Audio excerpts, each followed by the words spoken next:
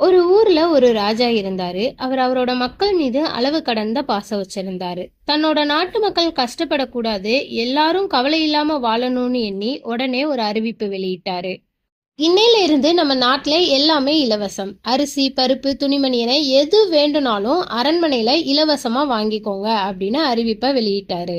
மக்களுக்கு ஒரே கொண்டாட்டம். வேலையை செய்யாமலேயே அரிசி, பருப்பு, துணிமணி என அவங்க தேவைக்கு எல்லாம் கிடைக்குதுன்னு ஒரே மகிழ்ச்சியில இருக்காங்க. காலையில எந்திக்கிறது, அரண்மனைக்கு போறது, தேவையானதை வாங்கிட்டு வந்து ஜாலியா தூங்குறது, இதுதான் அவங்க வேலையா வச்சிருந்தாங்க.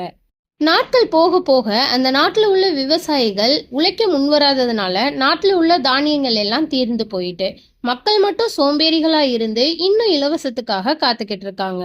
கடைசியா அந்த நாடு ரொம்ப பலவீனமாயிருச்சு. இது எல்லாம் தெரிஞ்ச அண்டை நாட்டு ராஜா ரொம்ப சுலபமா அந்த நாட்டை பிடிச்சிட்டாரு. சண்டை போட அந்த நாட்டு மக்கள் கிட்ட தெம்பும் இல்ல, ஏன்னா அவங்க உழைப்ப மறந்து ரொம்ப நாள் ஆயிடுச்சு. இப்பதான் அந்த ராஜாவுக்கு ஒரு உண்மை புரிஞ்சது. ஒரு நல்ல மன்னன் தன் மக்களுக்கு பசி வரும்போது மீனை இலவசமா கொடுப்பதை விட மீன் பிடிக்க கற்றுக் கொடுப்பதுதான் உண்மையான சேவைனும், இலவசம் கொஞ்ச நேரம் நம்மளை சந்தோஷப்படுத்தும், ஆனா உழைப்பு தான் நம்மையும் நம் நாட்டையும் காப்பாற்றும் அப்படின்றத தெரிஞ்சுக்கிட்டாரு. இந்த கதை நம்மளோட வாழ்க்கைக்கு பொருந்தும். இது மாதிரி சுவாரஸ்யமான கதைகளுக்கு மிமிடால மறக்காம சப்ஸ்கிரைப் பண்ணுங்க.